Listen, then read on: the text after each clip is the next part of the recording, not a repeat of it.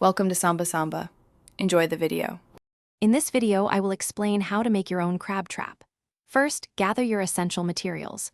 You'll need a roll of galvanized wire mesh, strong zip ties, and some bait clips. For tools, grab a good pair of wire cutters, sturdy pliers, and a reliable measuring tape. Selecting mesh with openings between 5 to 2 inches is ideal for catching various crab sizes effectively.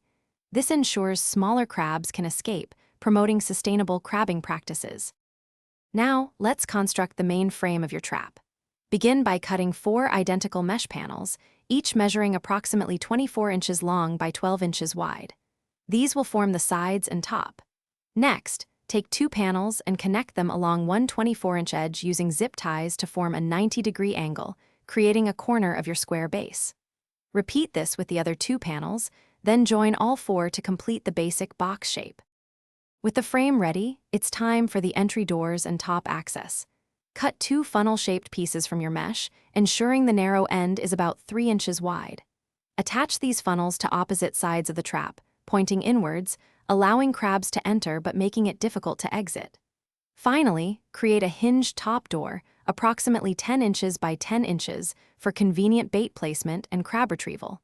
Secure it with a simple latch.